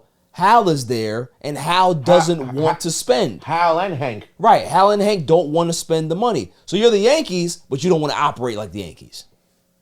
So you want the name, you want the brand, you want people to buy the jerseys and the uniforms and spend all of this money. And the culture. But, the culture, but you don't want to live up to what the Yankee, pedigree is. That's the problem. We have switched places, y'all. The Mets are now the Yankees. The money spenders, yep. Love it. So, we're going to leave it there. Now, time for the greatest segment on the planet, Dummy of the Week. Dummy, yeah. I ask every week and go around the room, who you guys think is the Dummy of the Week? Claw, who you got? Thought about this long and hard throughout the whole entire week or two. I'm going Will Smith. Will Smith, and why is Will Smith the Dummy of the Week? I just think it's over. He's on this press run. He's trying to bring us all back, and then I know, I'm sick of seeing his face now. And on top of that, too, he did a slave movie. He put out a slave movie. There we go. Like, for the culture, we've had enough slave movies. We just don't want to see anymore. Yeah. Right? We don't want to see anymore. Like you're not in the limelight, and then you come back with a slave movie. Come on, man. You can't go back from being Ali to a slave. It's just not a good casting. It's I'm not for it. So yeah, it's him. That's not bad. Phil, who you got? I don't have one. I'm sorry. It's okay. Sorry. It can be anybody. Could we come back to me? Yeah, that's fine. Thank you. Nicole, who you got? I think I had a few this week, but I'm going to stick with Degrom. Degrom gets it 2 weeks in a row. Claw gave it last week. You're going to give it to him this week. Gone. Who you got, Rich? Everybody who said that they thought Matthew Stafford was was able to lead a team to a Super Bowl. That's a good one. He said that if they started a franchise, they'd pick Matthew Stafford. So you're calling everybody in this room dummies? Listen, if that's what it is, then we can go to Alfred. All right. See, that's a shot. Dummy. That's a shot. Let's go to Alfred. Alfred, who you got? Tony Khan. Tony Khan. Okay, you're going wrestling. Why? The man was interviewed recently, and they asked the man, so how did you become a booker in wrestling? Booker means that he, puts the card together. And writes out the shows. Correct. This man had the audacity to look these people, the interviewer, in the face and say, I've been booking an E-Fed, which is a make-believe thing that he drafts up in his mind. He said, I've been booking my TV show, which came into existence in 2019, since 1995. So, which means that this guy has envisioned this product since he was a little child. And he's been booking wrestling cards since he was a little child. So the fact that he has this billionaire father that's working hard. That owns the Jacksonville Jaguars. Owning all of this stuff. And the Fulham Football Club. Putting all of these things together while his little idiot son is over here putting wrestling cards together. You ain't got nothing else to do? So he definitely gets that. And if he was smart, he wouldn't have ran off the biggest draw his company ever had to play with his friends. Well, I mean, you going deep. I'm just saying. But if he offered me a job, I'd take it. Of course you would. Of course. And then you would be dummy. So love all of those picks. You guys did good. Phil, did you think about it yet? I didn't. I'm sorry. I mean, you listen. I was excited. You can always go with the resident Kanye. That always works. I'm conflicted about that. I don't talk about All right, that's fine. That's fine. We're gonna leave it there. He's one of us. Oh yeah, he's definitely one of you. You recruited him, so he's no good to me then. Can we do this real quick? So I forgive Kanye. He put a new song out. It's really good. Yeah, we all know that you're the Kanye apologist. I understand that. So we did a press conference today, and guys, it's back up and running. It's cool. Yeah, it's safe again. The Kanye apologist. You can come out. I have a good one. I have a great one. May I have the drum roll, please? And the winner for Dummy of the Week, John Heyman. Oh boy. John Heyman is my Dummy of the Week. Dummy, yeah. John Heyman, for those who don't know, John Heyman is a baseball insider. He's like Woj. He's like Shams in the NBA. He's like what's the NFL guy? Adam Schefter. Adam Schefter. He's one of those guys. So he's very reputable. He understands the game. He knows the insiders. Well, Mr. John Heyman, before Aaron Judge signed with the Yankees, went to Twitter and he shit the bed. He said that Aaron Judge has signed with the San Francisco Giants, right? Then he came back and said, oh, the jump the gun was too early, sorry. But that's not what's funny. He didn't even spell Aaron Judge's name correctly. He put Arson Judge. Arson Judge signs with the Giants, right? Then he had to come back and retort it, right?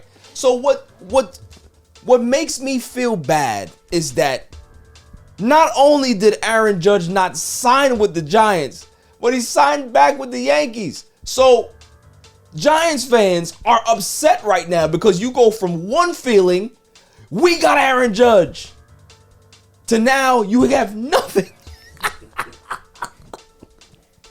I'm sorry. John Heyman is going to need armed security when he goes to San Francisco.